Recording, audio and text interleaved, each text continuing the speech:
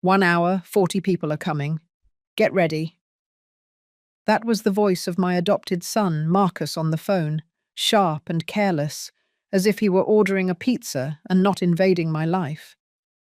My hand froze, flour still dusted across my fingers from the morning bake. My stomach dropped so fast it felt like the floor gave way.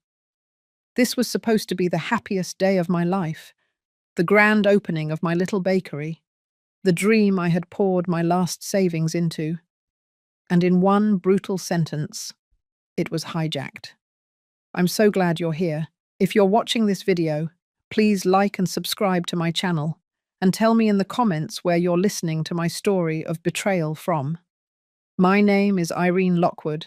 I am 70 years old, and today was supposed to be my day. I had saved for years, every penny tucked away, until I finally gathered $28,000 to open Lockwood's Oven, my first and only bakery in the quiet coastal town I now call home. The smell of fresh bread still lingered in the air when Marcus made that call. It was not a request. It was a command. I held the phone to my ear, unable to form words for a moment. The morning sun was shining through the bakery windows, reflecting off the polished glass cases filled with pastries I had worked all night to prepare. This place was supposed to be my sanctuary, my celebration, the fruit of sacrifice after decades of giving. Instead, I heard his smug voice bark instructions like I was his personal servant. 40 people, Mum. They're on the way. Make sure there's enough food. Clear the tables. We're celebrating. I wanted to scream. I wanted to shout back that the bakery was not his clubhouse, not a family free-for-all. But the words lodged in my throat, heavy as a stone. My mind raced. 40 people. How could I possibly serve them all with the limited stock I had prepared for paying customers? I glanced at my shelves, knowing I had maybe 60 loaves, a few trays of muffins, and pies meant to last through the weekend. If 40 mouths devoured it in one afternoon without paying, I would be ruined before I even began. My pulse hammered in my temples. All those years of denial, of clipping coupons, skipping dinners, refusing new clothes so I could tuck away money, had led to this one fragile dream. $28,000. Gone into the oven, into the paint on the walls, the sturdy counters, the shiny espresso machine that gleamed like a jewel.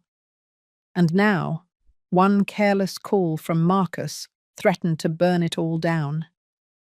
I looked out at the empty shop, the chairs lined neatly, the chalkboard menu I had written in my best hand.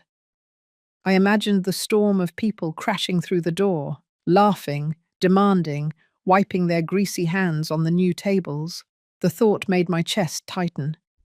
This was not family coming to share in my joy.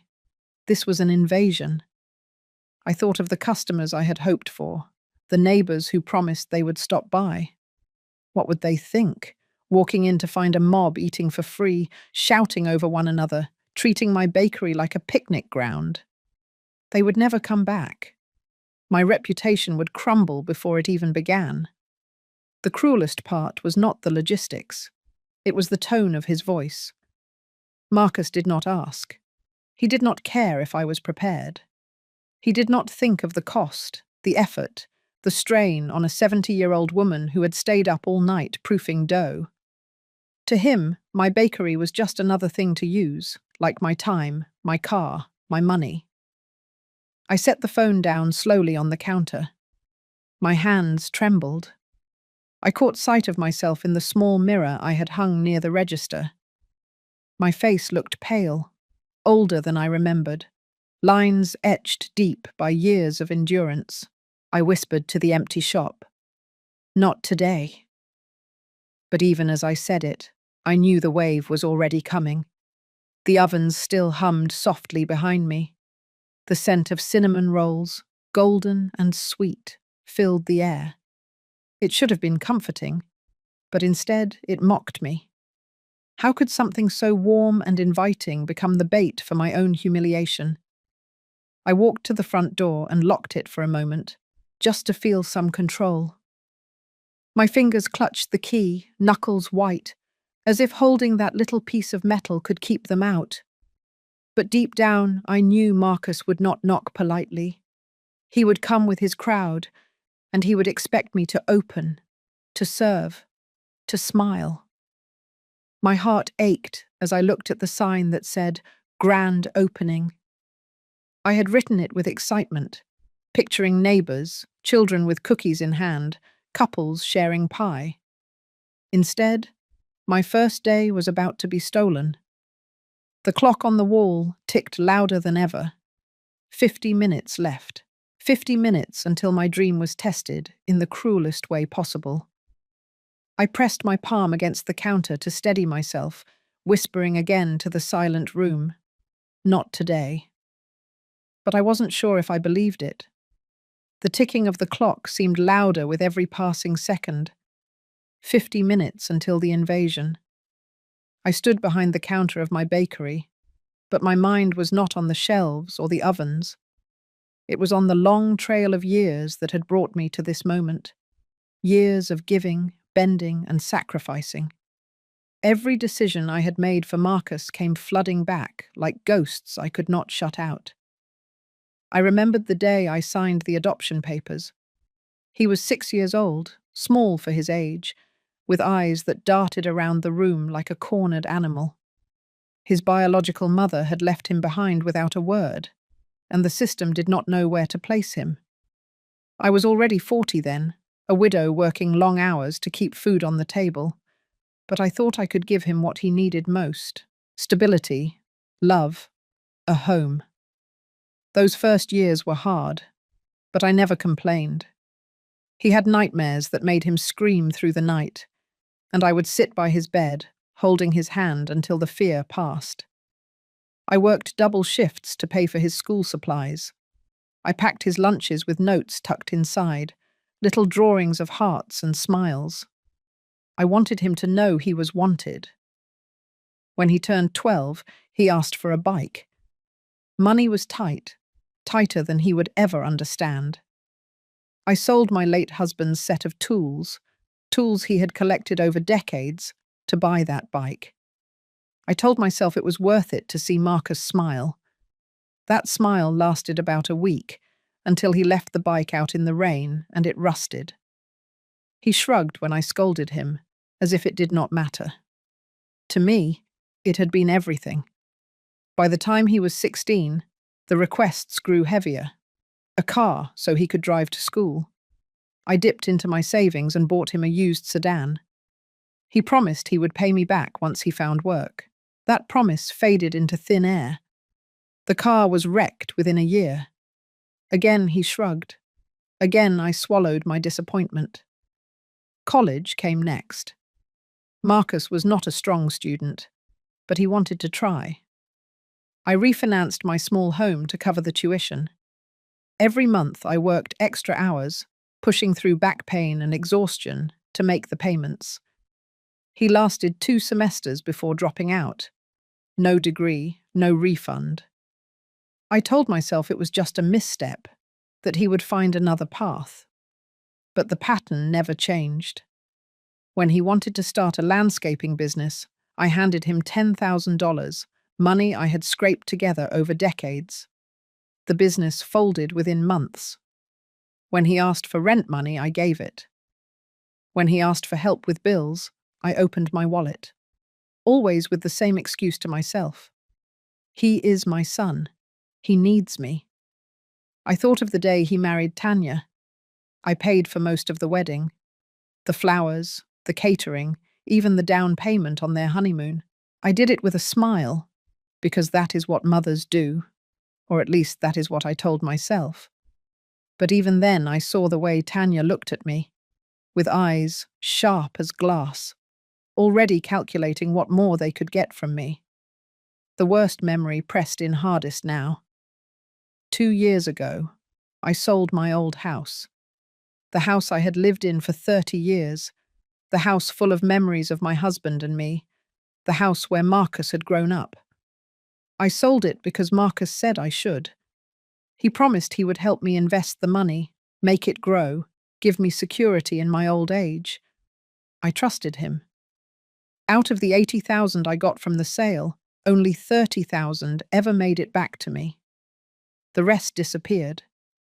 He said it went to opportunities that did not work out. I never saw proof. I never dared ask. That money, what little I had left, became the seed for this bakery.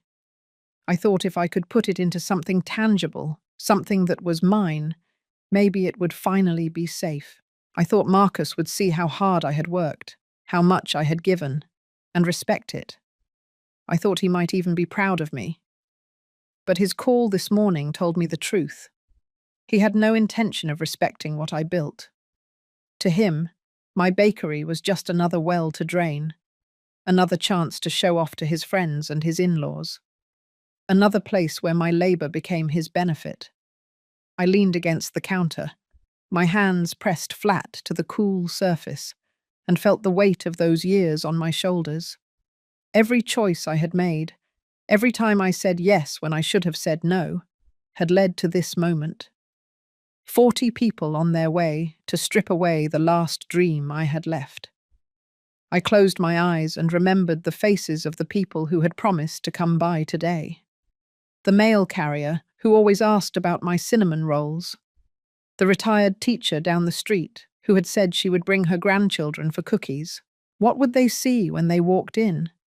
Would they see me smiling and welcoming, or would they see me bent and tired, serving a mob that treated me like a servant? The ache in my chest grew sharper. This bakery was supposed to be my proof, my legacy, a place that showed the sacrifices had meant something. Instead, it was about to become the stage for my humiliation. I wiped my eyes with the back of my hand and forced myself to breathe. The memories cut deep, but they also clarified something. Marcus had taken and taken for years because I had let him. I had mistaken love for endless sacrifice. I had confused duty with silence. Now, with the ovens still warm and the shelves lined with bread, I stood on the edge of losing it all.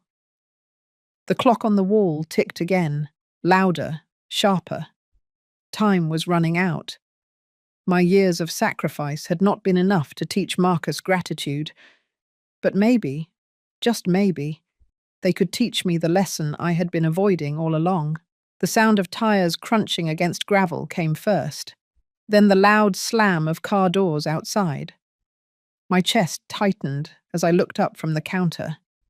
Through the front window, I saw them spilling out, not just Marcus and Tanya, but vans and cars full of people. My sign still read, "Grand Opening," and already my bakery looked more like a bus station than a shop. Children ran ahead, pressing their hands against the glass, leaving smudges across the clean surface I had polished the night before.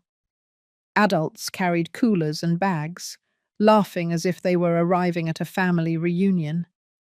Marcus strutted at the front, sunglasses perched on his head, arms wide like he owned the place.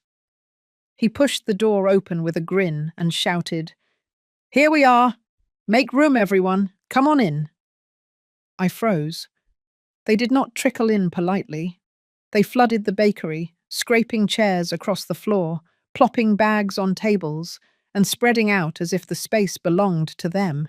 The smell of my bread and pastries, which had been warm and inviting, was swallowed by the noise of 40 voices demanding attention at once.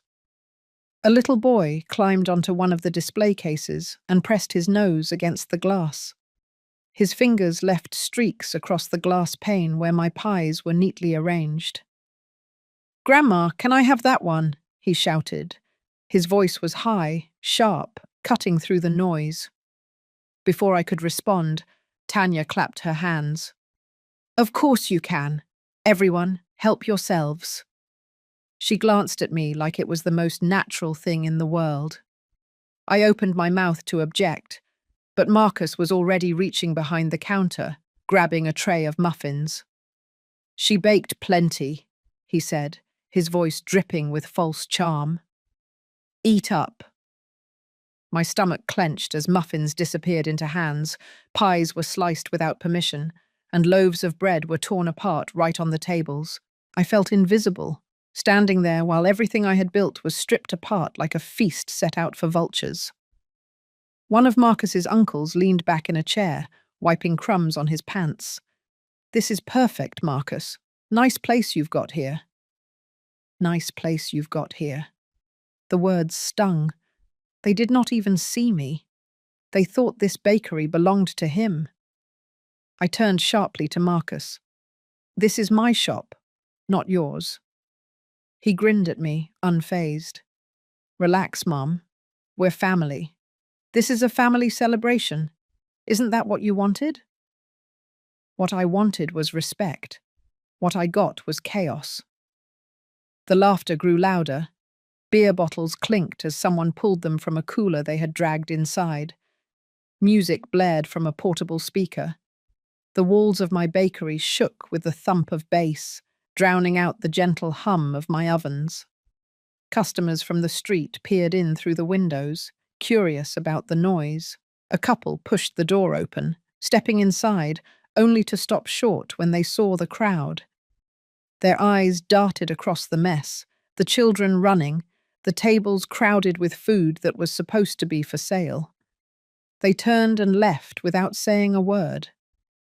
My heart sank. Those could have been my first loyal customers.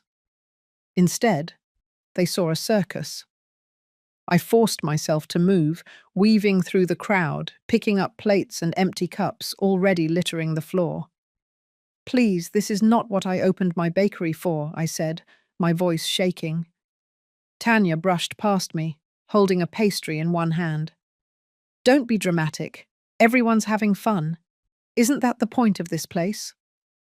I stared at her, stunned. The point? The point was survival.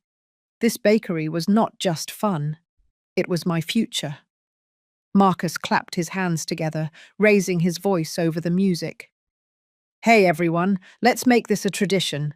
Mom's Bakery is open now, so anytime we need a party, this is the spot." The crowd cheered. The cheer rattled through my bones. In one careless sentence, he had turned my bakery into his clubhouse. I felt my knees weaken as I leaned against the counter. I could see the shelves thinning, the trays emptying. I thought of the hours I had spent kneading dough, the nights I had stayed awake, the money I had risked. It was slipping away before my eyes, eaten and spilled, smeared across tables by people who had no intention of paying a cent. I walked toward the register, as if the machine itself could anchor me. My hand rested on it, steadying myself, when I overheard Marcus whispering to one of his friends. "Pretty good setup, huh? I told you I'd make this place happen. She just put the money down. I'm running things now." The words sliced deeper than any insult. He was not even pretending. He had taken credit for my dream, standing in the middle of my bakery as if it were his empire. His friends nodded, clapping him on the back. None of them looked at me. I clenched my fists. Every muscle in my body wanted to scream, to throw them all out. But my throat was tight. The years of saying yes weighed me down, locking me in place. A teenage girl bumped into me, spilling crumbs down my apron. She did not apologize. She simply laughed and ran back to the crowd. The music thudded louder. Someone turned the volume up. My bakery windows shook from the noise. Another couple of customers peeked in, frowned, and walked away. My chest burned with shame. My grand opening had become a free-for-all. My name on the window might as well have been erased. I looked at Marcus again. He leaned back in a chair, his arm draped around Tanya, his smile smug and satisfied. He looked like a man who had already won. Inside me, something shifted. It was faint, a spark buried under years of obedience, but it was there. Anger, the kind that simmers low, the kind that builds. I turned toward the back of the bakery, away from the noise, away from the chaos. My hands pressed against the wall for balance as I forced myself to breathe. The smell of bread lingered faintly in the kitchen, untouched by the crowd. This was still mine, for now. But standing there in the quiet, I knew the truth. If I did nothing, I would lose it all. Marcus had no intention of stopping. He had claimed this place as his own, and everyone else already believed him. The invasion was not just physical. It was in their words, their laughter, their assumptions. The bakery I had dreamed of was slipping through my fingers. The noise inside my bakery grew heavier, layered with the smell of beer and sweat, mixing with cinnamon and yeast.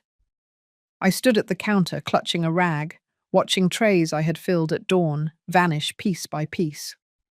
Plates clattered on tables, crumbs scattered across the floor I had scrubbed until it gleamed. My dream was being eaten alive, and no one cared. Marcus raised his voice above the music.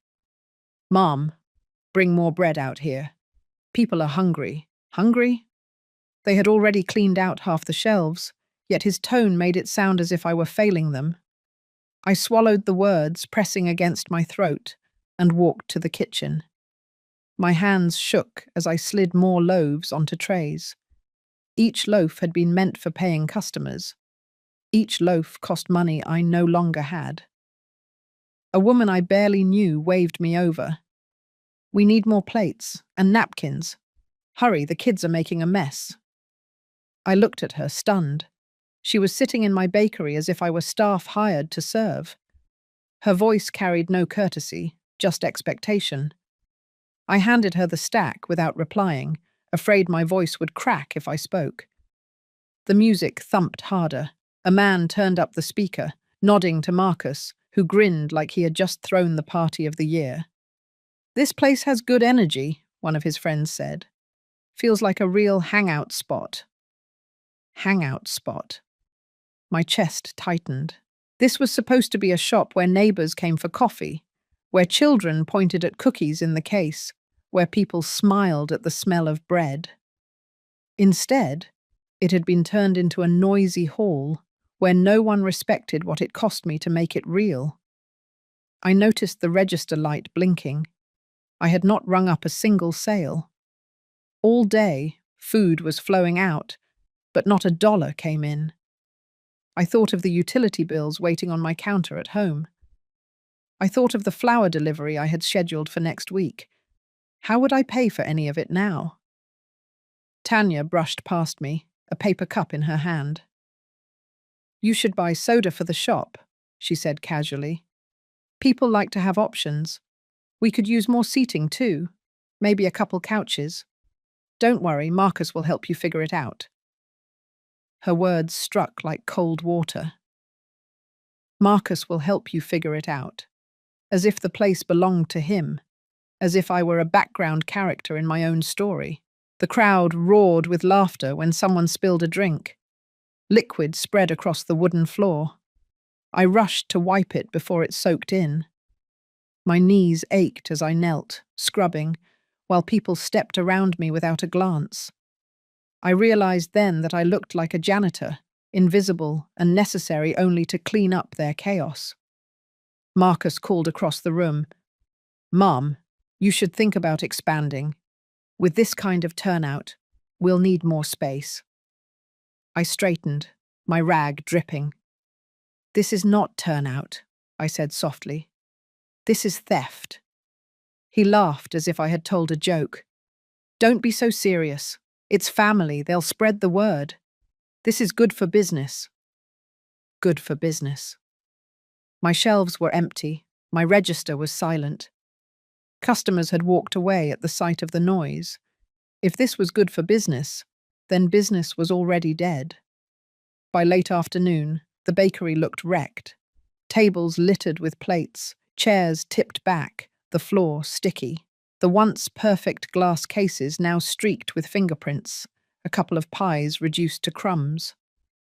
I moved like a ghost through the room, picking up scraps while people shouted over me. A boy dropped a cookie and shouted, "Grandma, I want another!" Before I could answer, Tanya reached for the tray and handed him one. Here you go, sweetie. Grandma has plenty. Her eyes met mine, smug, certain. I felt heat rise in my chest. Each word, each act, chipped away at me, until I was not the owner of a bakery, but a servant in a place that bore my name.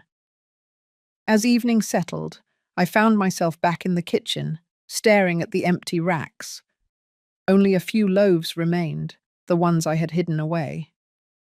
I placed my hands on the counter, breathing hard. My savings, my labor, my pride were being drained by the people I had once trusted most. Marcus appeared in the doorway, holding a beer. You did good today, Mum. Look how many people came. Tomorrow we should invite even more. I'll handle the calls. I turned to him, my voice raw. This is not your place to handle. He smirked. It will be. You'll see. Just let me run things. You stick to baking. That's what you're good at. The words landed heavier than the noise outside. Just let me run things. He already believed it belonged to him. He was not asking. He was telling. I looked down at my hands, the flour still clinging under my nails, the skin cracked from years of work. They had built everything in this room. And now those hands trembled with rage. The bakery that was supposed to give me freedom had turned into another cage, a cage built by my own sacrifice and locked by my own son's greed. That night, when the last of them stumbled out, leaving crumbs and trash in their wake, I sat alone in the quiet shop. My back ached, my legs throbbed, my heart felt hollow. The shelves were bare. The register was still closed. I whispered into the silence. What have I done? The next morning I dragged myself out of bed before dawn. My body ached from the chaos of the day before, but the habit of work pulled me forward. I unlocked the bakery door and stepped inside. The smell that usually lifted my spirits, flour, yeast, the faint sweetness of sugar, felt heavier now, like it carried the weight of everything I had lost in just one afternoon. I tied my apron and began kneading dough, trying to find comfort in the rhythm. My hands pressed and folded, but my thoughts raced. The shelves had been emptied without a single payment. My register still held the same bills I had placed inside at the start of opening day. My reputation, which I had hoped to build on trust and quality, had already been stained. As the sun rose higher, I heard the doorbell chime. I looked up, expecting another wave of Marcus's people.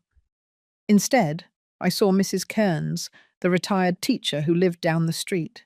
She stepped in slowly, clutching her handbag, her face lined with something more than age. Irene, she said softly, I stopped by yesterday, but I couldn't get through the crowd. I thought it was wonderful at first, so many people in here. But then I saw who they were. I swallowed hard, wiping my hands on my apron. It wasn't wonderful. It was a takeover. She frowned, glancing at the messy tables I had not yet finished cleaning. People are talking. They think your son is running the bakery. They think it belongs to him. The words cut deep, sharper than I expected. It doesn't, I said quickly. This is my place. I paid for every brick, every spoon, every bag of flour. Her eyes softened with sympathy. I believe you, but not everyone will. They saw him handing out food, giving orders. He acted like the owner, and people notice those things. I gripped the counter to steady myself. Hearing it from her mouth made it real in a way I had been trying to deny. Marcus had not just embarrassed me, he had painted me invisible, and others had accepted it as truth. Before I could answer, the bell chimed again.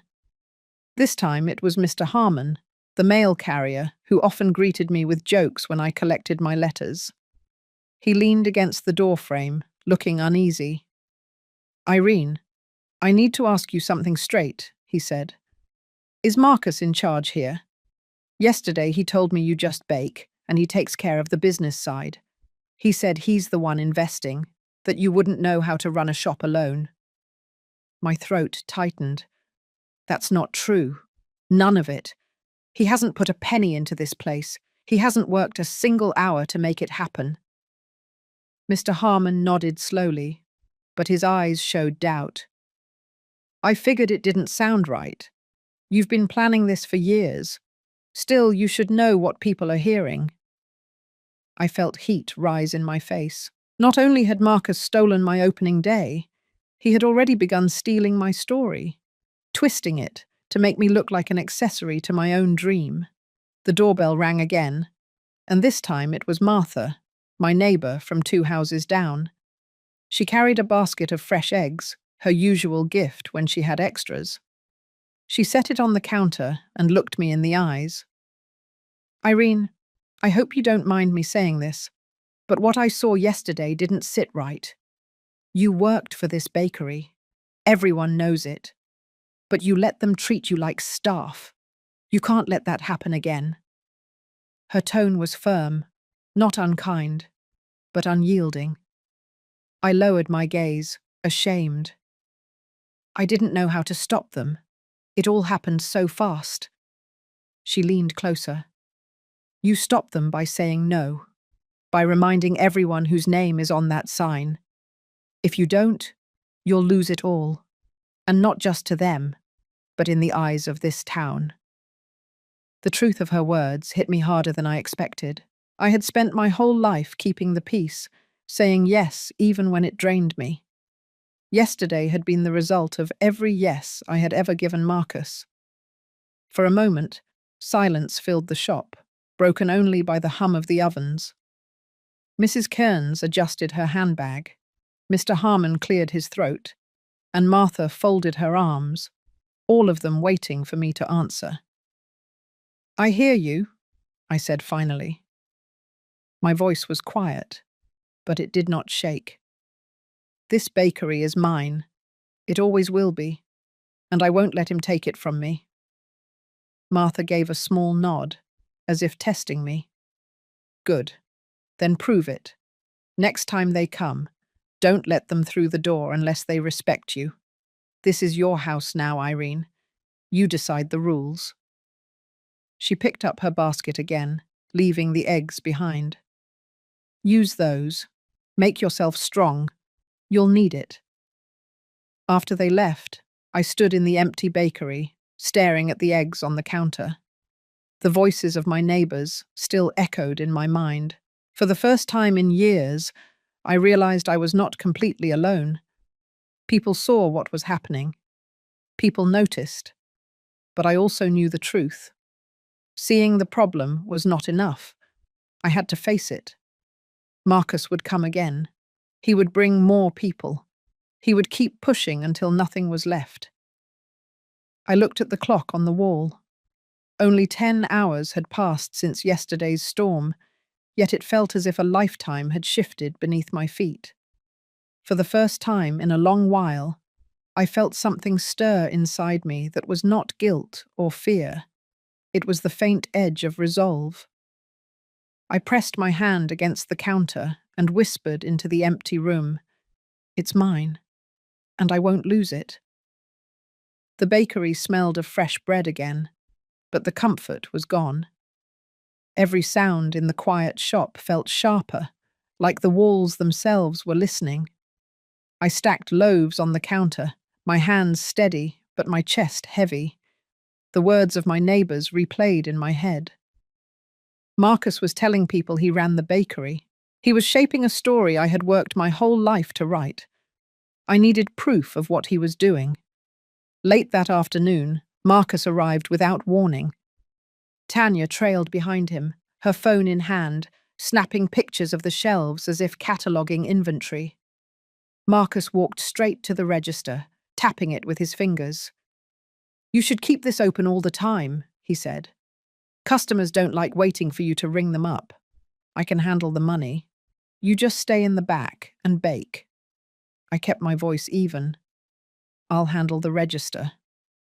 He gave me that grin, the one that never reached his eyes. Suit yourself, but you're going to need my help when the real numbers start coming in. They stayed longer than I wanted, poking around as if inspecting the place. When they finally left, I noticed Marcus had left his leather folder on the counter. He had always carried it to make himself look important, though I had never seen what was inside. I stood there staring at it. My heart thumped hard in my chest. I should not open it. But something in me knew the truth was hiding there. I pulled it closer, flipped the cover open, and froze. Inside were papers I had never signed. A draft contract transferring management rights of Lockwood's Oven to Marcus Lockwood. My name was printed, but the signature line was blank. The words made my stomach churn. It listed him as majority owner, me as silent partner. Silent partner, as if I were a ghost in my own dream. Beneath that was another set of documents, a loan application addressed to a bank 2 towns over. Amount requested, $15,000. Purpose, expansion of Lockwood's Oven, owned and managed by Marcus Lockwood. My bakery, my name, my money, all being used as collateral for a debt I had never agreed to. I dropped the papers onto the counter, my breath shallow. If that loan went through, I would be tied to it. The bakery I had fought to build would be shackled to his reckless hunger for more. And if he defaulted, which I knew he would, it would be my dream that collapsed under the weight.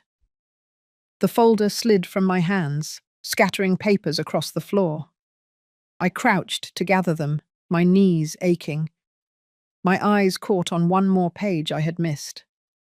A flyer. Bold letters across the top read, "Grand opening under new management, Lockwood's Oven, led by Marcus Lockwood." I sank onto the floor, the paper trembling between my fingers. He had already prepared the lie. He was already spreading it. No wonder people believed him. No wonder they looked at me like I was just the baker in the back. I pressed the flyer flat against the counter and whispered, "He's stealing it right out from under me." That night I sat at my kitchen table, the papers laid out in front of me. My small lamp cast shadows over the words, making them look even heavier. I tried to eat a piece of bread, but it tasted like ash in my mouth. My hands shook as I poured tea, the cup rattling against the saucer. I thought back to every sacrifice I had made for Marcus, every dollar handed over, every promise that dissolved into nothing. This time it was bigger. It was not just money. It was my name. It was the only dream I had left. The phone rang. I flinched, half expecting his voice again. It was Tanya. Her words came quick, smooth. "Marcus says we should meet tomorrow to discuss plans. We've got some ideas for marketing. Maybe get your picture on the window like a mascot. People love that kind of thing." I held the phone tight. This is my bakery. Not his. Not yours. Mine. There was a pause before she laughed softly. "Oh, Irene, don't be so dramatic. We're family. It's better if Marcus handles the hard stuff. You don't want all that stress at your age." I hung up without another word. My hand shook, but not from weakness. It shook from rage. I returned to the documents spread on my table.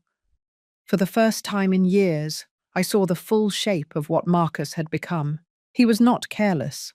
He was calculated. He wanted to erase me, to wear my work like a mask, to stand in my bakery and call it his. The papers blurred as tears filled my eyes. I wiped them away with the back of my hand, leaving streaks of flour across my face. My body felt heavy, but somewhere deep inside, something hard began to form. A line. A limit. The clock ticked on. Midnight came and went. I sat there staring at the evidence of betrayal, knowing tomorrow would bring another round of noise, another attempt to push me out.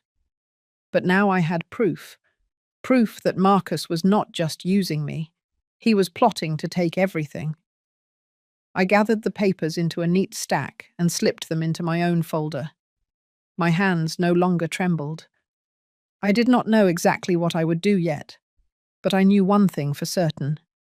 The next time Marcus walked into my bakery, I would not be silent. The next morning started before I was ready. I had barely slept, the folder of Marcus's papers sitting on my nightstand like a weight pressing on my chest.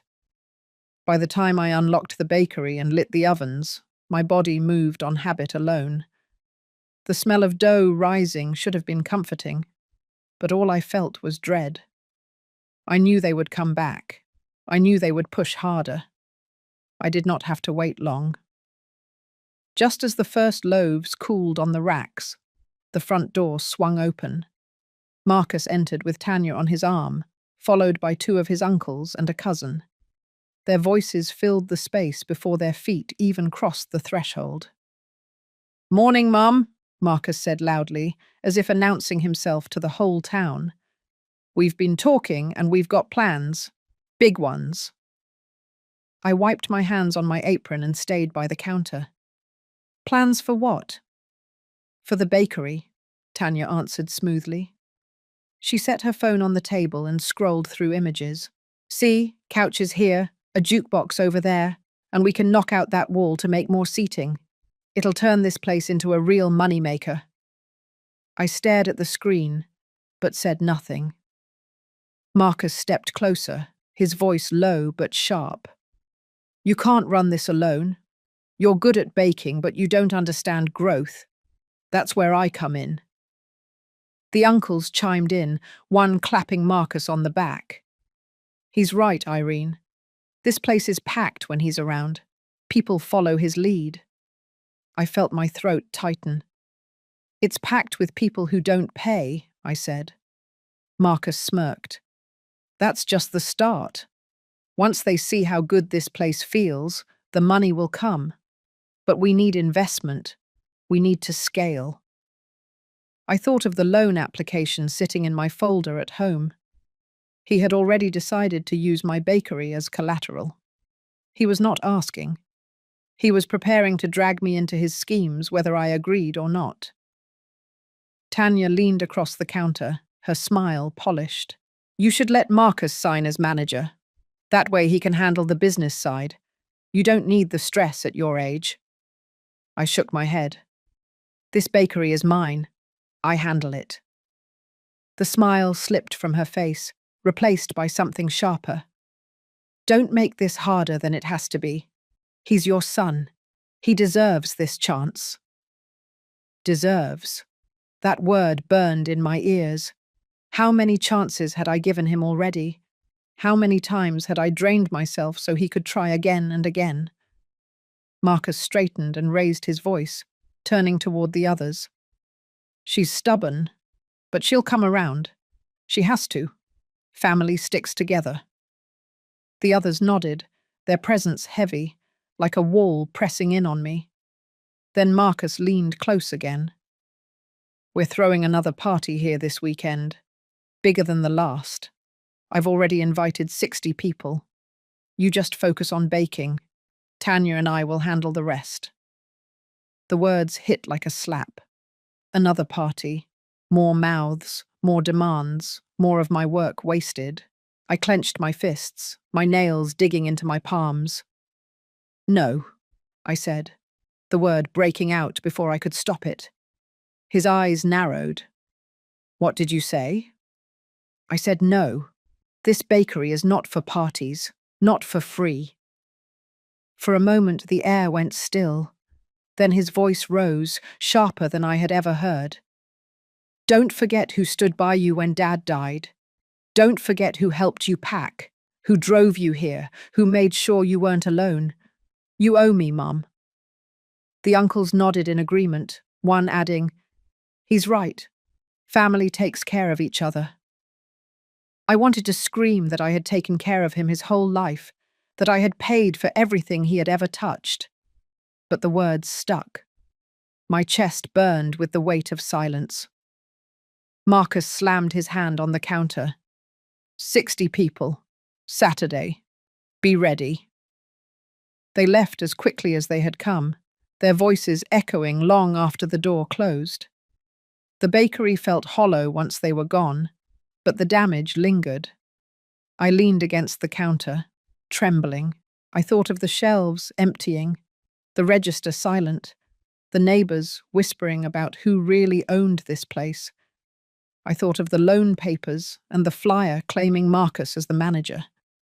Now he was doubling down, daring me to resist. My legs felt weak as I sank onto a stool. I pressed my hands against my knees, forcing myself to breathe. The line between son and stranger had blurred into something darker. He was no longer just careless. He was deliberate.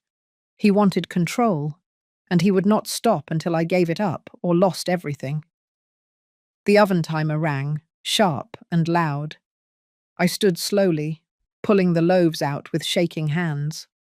Steam rose in the air, carrying the smell of bread that should have meant peace. Instead, it smelled like war. I set the loaves on the rack and whispered to myself, "They think I'll break, but not this time." The bakery was quiet after they left, but my mind was loud. Their words clung to the air, the demand for another party, the claim that I owed them, the certainty in Marcus's voice when he said 60 people would be here Saturday. My hands trembled as I wiped down the counter, but it was not fear alone. It was something else. A sharp edge of clarity. I could not stop them by begging. I could not stop them by reasoning. I had tried both for years and always ended up drained, diminished, erased. If I wanted to keep my bakery, I needed something stronger. I needed proof, and I needed a plan. That evening, I took the folder I had hidden at home and carried it to the small law office 2 blocks from Main Street. The gold lettering on the window read, "Jeremy Stone, Attorney at Law." I had seen him before, a kind-faced man in his 50s who always tipped well at the cafe across from the post office. My stomach twisted as I opened the door, but I stepped inside anyway. He looked up from his desk, adjusting his glasses. "Mrs. Lockwood, how can I help you?" I set the folder down on his desk, my voice low. "I need to know if these papers mean what I think they mean." He opened the folder and began reading. The silence stretched on, broken only by the shuffle of pages. Finally, he looked at me. "This is serious. These are draft contracts to transfer management rights of your bakery. If you signed anything like this, or if someone forged your name, he could make claims of ownership. And this loan application, if approved, you'd be responsible if payments are missed." My chest tightened. I never signed anything. I never agreed to a loan. He leaned forward. "Then you still have power, but you need to act before he moves further. The bank might process this within days. You need to put legal boundaries in place. Do you want me to prepare a notice stating that you are the sole owner and that no one else has authority here?" I nodded. "Yes. I want everything in writing. I want to stop him before he ruins me." We spent the next hour going through details. He asked for receipts, the deed to the property, proof of my investments. I handed over what I had. My records were plain, handwritten in some places, but they were mine. They showed the truth. Before I left, Jeremy looked me in the eye. "Mrs. Lockwood, what you're facing is financial abuse. Family or not, it's still abuse. The law is on your side, but you need to be firm. Once these papers are ready, you must stand your ground. Will you?" I swallowed hard, then said, "Yes, I will." Walking out of the office, I felt taller, though my legs were weak. For the first time in years, I had someone on my side, someone who could give structure to the anger boiling inside me. The next morning, I went to the bank. The clerk pulled up my account, her face tightening as she clicked through the screen. "There's an application pending for a business loan in your name, Mrs. Lockwood. $15,000. I leaned closer. "I did not apply for that loan.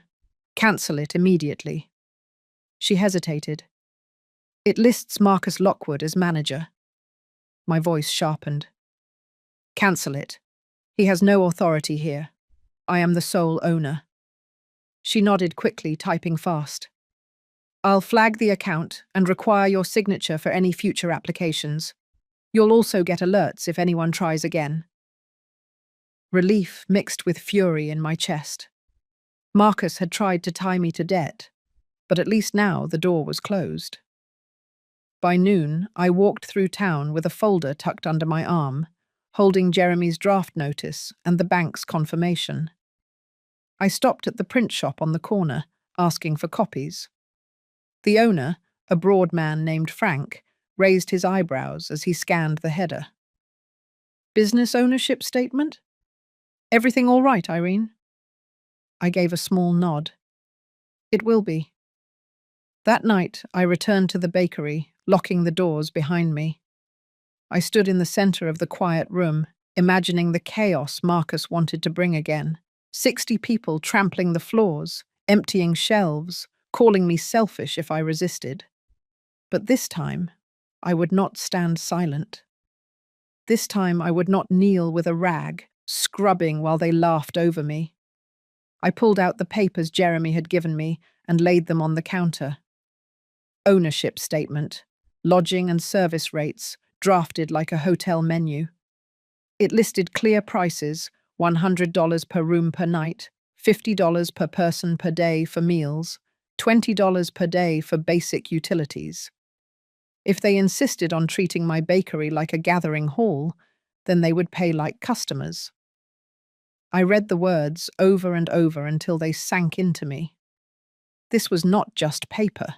It was a shield. It was a way to fight back without shouting, without begging.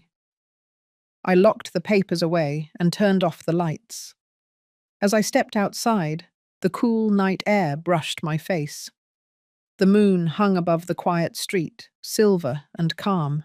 For the first time since Marcus's call, I felt a thread of control winding back into my hands. The storm was coming, and it would be loud, but I would not face it empty-handed. Saturday arrived with the same heaviness I had carried all week. The smell of bread filled the bakery, but it could not soften the dread building in my chest. I had stacked my shelves neatly, laid out trays, and set the papers Jeremy had prepared inside a folder under the counter. I told myself over and over that today would be different. Today I would not bend. By noon, the first cars pulled in. Doors slammed, laughter carried across the street, and soon the bakery was swarming again. Marcus led them, Tanya at his side, their friends and relatives spilling through the doorway as if they owned it. The music was loud before they even crossed the threshold. Children ran to the cases, hands pressing against the glass. Adults carried in coolers, dropping them on tables as if the space belonged to them. "Mum, we're here," Marcus announced, his grin wide. "Get the ovens ready, people are hungry." I stood still behind the counter. My heart pounded, but my voice was steady. "This is not free. Not today." The room quieted for a moment. Then laughter burst out. Tanya's voice cut through. "Oh, Irene, don't start again. Everyone's excited. Just bring out the food." I lifted the folder onto the counter and opened it. My hands no longer shook. I pulled out the first document and held it up. "This is a notice prepared by my attorney. I am the sole owner of Lockwood's Oven. Marcus has no authority here. Any claim he made to you was a lie." Murmurs swept through the crowd. Marcus's smile faltered, but he forced a laugh. "She doesn't mean that. She's just tired. Ignore it." I laid the second paper flat on the counter. And these are the service rates. If you want to eat here, you pay. $100 per room per night if you stay. $50 per person per day for meals. $20 for utilities. The total for today, with 60 of you here, is $4,800. The room went silent. Chairs creaked, eyes darted, voices stumbled over one another. Then Marcus slammed his hand on the counter.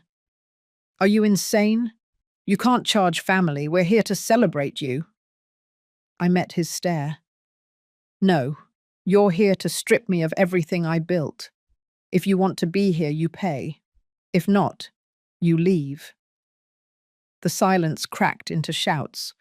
One uncle waved his arms. She's lost her mind.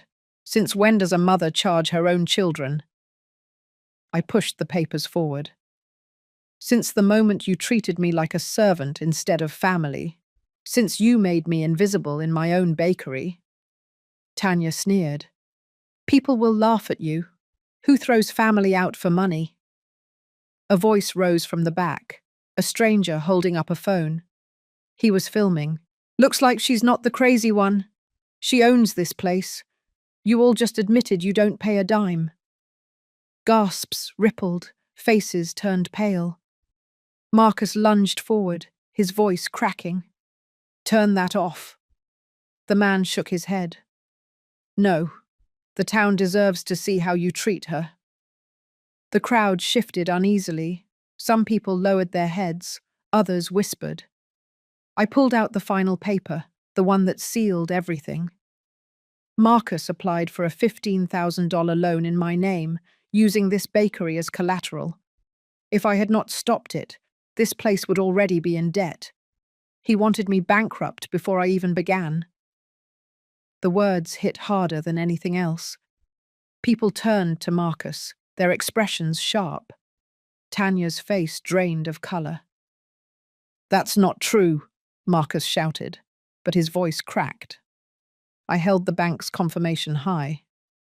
It is true. I stopped it. I saved this bakery from your hands. The room erupted, but it was no longer against me. Voices accused Marcus. Questions flew. Anger turned his way. Tanya grabbed his arm, whispering harshly. He shook her off, his face red with fury. You think you can humiliate me in front of everyone? He shouted at me. You think you can turn them against me? I stood tall, my voice steady. No, Marcus, you did that yourself. You lied, you stole, and you tried to erase me. Now everyone knows. For a long moment, he glared, his chest heaving. Then he grabbed Tanya's hand and stormed toward the door. A few of the relatives followed quickly, others hesitated, embarrassed. One by one they left, the noise spilling out into the street until only silence remained. I looked around the bakery. Crumbs littered the tables, chairs sat crooked, and the floor bore the marks of their chaos. But the air was clear. For the first time in weeks, I could breathe. I gathered the papers back into the folder, my hands steady. The battle was not finished, but the tide had turned. The lies were broken in public, the truth laid bare. I stood behind the counter, staring at the sign with my name on it. Lockwood's G Oven. Mine. The bakery was silent after they stormed out, but my heart was not. It beat fast, steady, as if reminding me that I was still standing. The folder of papers sat on the counter where I had placed it, proof of everything I had said, proof that the truth was finally in the open. I wiped the counter slowly, clearing crumbs left behind, and realized I was not trembling anymore. The fear that had followed me for so long had slipped away.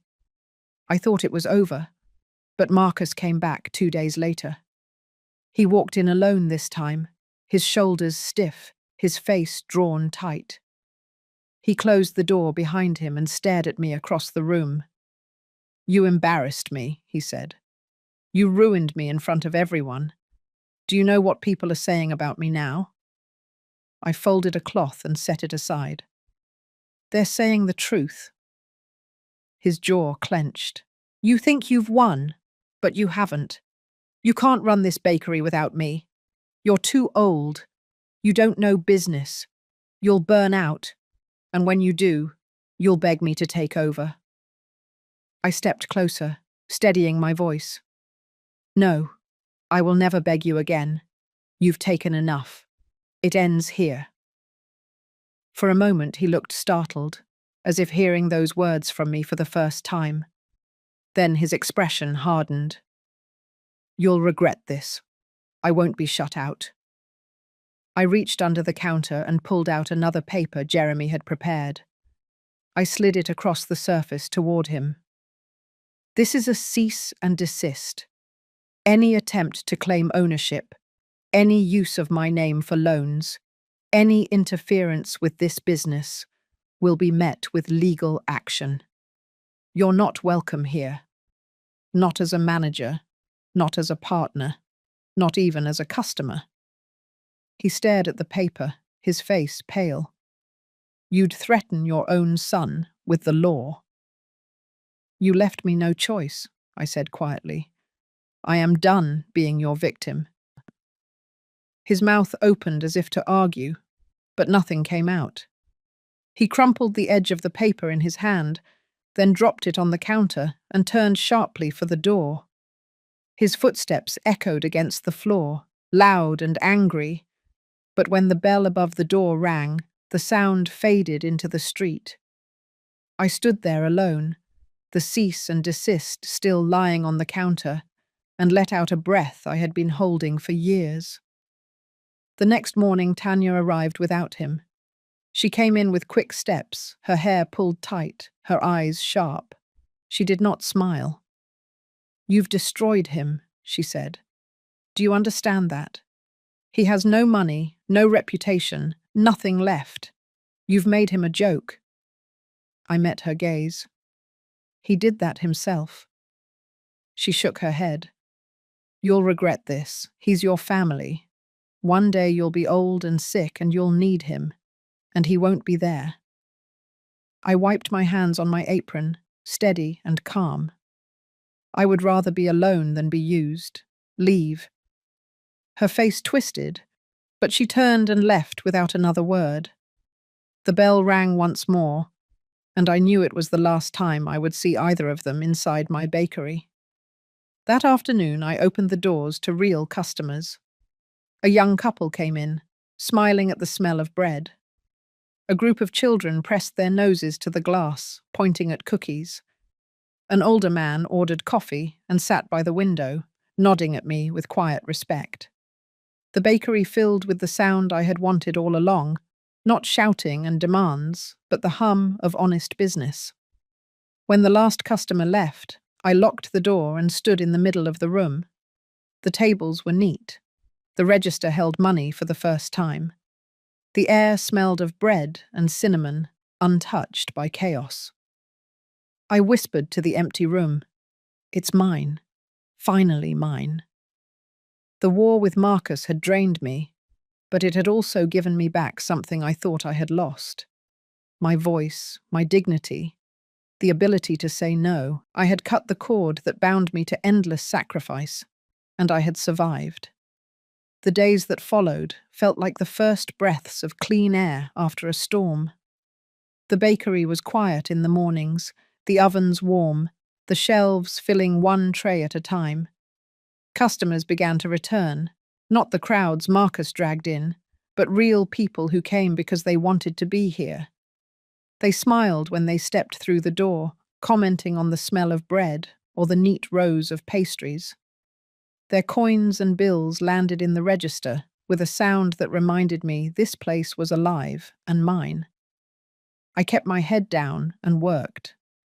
Each loaf I shaped felt like laying another stone in the foundation of something steady. The tension that had once sat on my shoulders slowly eased. For the first time in weeks, I slept through the night. The nightmares of shouting voices and slammed doors softened into the simple rhythm of baking and rest. Word began to spread around town. People had seen the video from the man who filmed the confrontation. They whispered about Marcus's arrogance, about how he tried to take what was not his. At first, I feared the gossip would make me look like a cold mother, but it did not. Instead, it turned into something else. Customers told me quietly, "Good for you," or "Took courage to stand up to them." Their support warmed me more than the ovens. One morning, Martha, my neighbour, came by with a basket of vegetables from her garden. She set them on the counter and gave me a look that carried no pity, only respect. "You did what needed to be done," she said. "Now you can breathe again." I smiled for real, not the forced smile I used to wear when Marcus barked orders. "Yes," I said simply. "Now I can breathe." With every passing week, the bakery settled into its own rhythm. Children came after school for cookies, their laughter filling the space in a way that did not hurt, but healed. Older couples stopped in for coffee, talking quietly over slices of pie. The shelves no longer emptied under greedy hands, but under honest trade. I began to learn faces and names, and they began to know me not as someone's mother, but as Irene, the baker. The money was modest, but it was real. I balanced the books each night, careful with every dollar, stretching each ingredient to its full use. It was not wealth, but it was security. I no longer feared opening my account to see what had vanished. I no longer worried that someone else was borrowing in my name. Each line of numbers was mine, earned by my hands. There were moments of loneliness.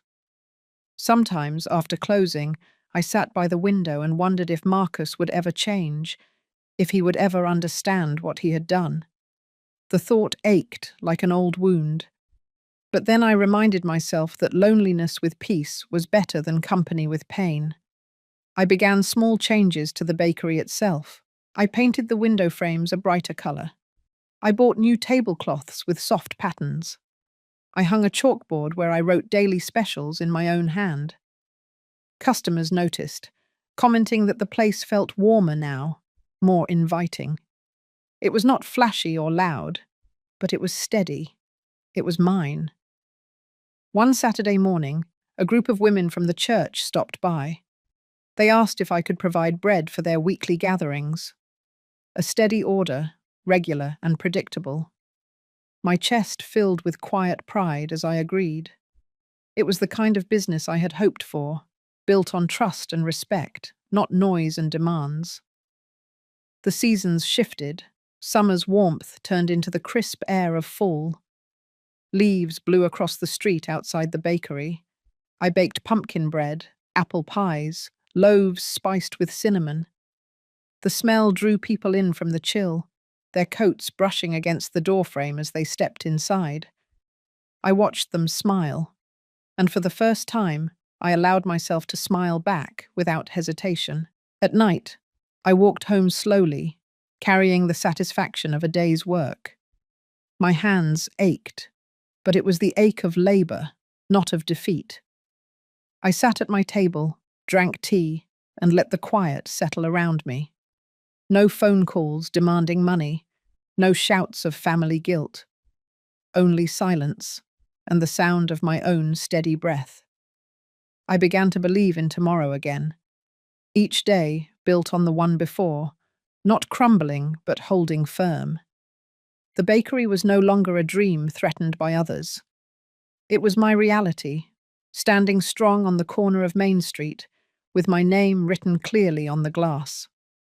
Winter came early that year. The mornings were cold, the streets quiet, but the bakery stayed warm. Customers kept coming, steady and faithful. I no longer feared the door swinging open to a wave of chaos. Each person who entered brought peace, not demands. I felt the rhythm of my life settle into something whole again. One late afternoon, as the light faded, the bell above the door rang. I looked up from the counter and froze. Marcus stood there, alone. His shoulders slumped, his eyes tired. He did not wear the grin that used to hide his intentions. He looked smaller somehow, not in body, but in spirit. He cleared his throat. "Mum, can I talk to you?" I wiped my hands on a cloth, steadying my breath. "What do you want, Marcus?" He stepped closer, hesitating. "I wanted to say I'm sorry. I went too far. I thought I was helping, but I was really just taking. I see that now." I studied his face. The arrogance was gone, replaced by something raw. "You lied. You tried to take everything. Do you understand how close you came to ruining me?" His eyes dropped. "I know. People don't look at me the same anymore. I lost jobs, friends, even Tanya's respect. She left last month. I have nothing. I came here because you're the only one I can face." The silence stretched between us. My heart ached with old wounds, but it did not break. I had waited years for him to see what he had done. "Marcus," I said quietly, "I can't forget what you did, but I can forgive you. Not because you deserve it, but because I deserve peace." His eyes lifted, surprised. "You mean that?" "I do," I said. "But forgiveness doesn't mean forgetting. You're not welcome to manage my bakery. You're not welcome to take from me again. If you want to be in my life, it has to be with respect, nothing less." He nodded slowly, his voice rough. "I understand. I don't expect you to trust me right away. I just wanted you to know I'm sorry." For the first time in years, I saw a flicker of the boy I had once carried home from the orphanage. It did not erase the pain, but it softened the edges. He turned to leave, but I called after him. "Marcus." He paused, his hand on the door. "I hope you find a way to rebuild. Not with lies, not on someone else's back, but honestly with your own hands. That's the only way it lasts." His eyes glistened. "I'll try." Then he walked out into the cold. I stood there, the bakery quiet again, the air warm with the smell of bread. For the first time, the chapter felt closed. I had not just survived, I had won. Justice had been served, and forgiveness had made room for healing. I looked around the shop, at the shelves I had filled with my own effort, at the tables where neighbours now gathered with laughter. It was mine, untouched, unshaken. I felt free. I'm so glad you stayed with me until the end of this story. If you've ever faced betrayal or had to set boundaries with someone you love, you know how hard it can be to choose dignity over silence. What would you have done if you were in my shoes? Share your thoughts in the comments and let me know where you're listening from.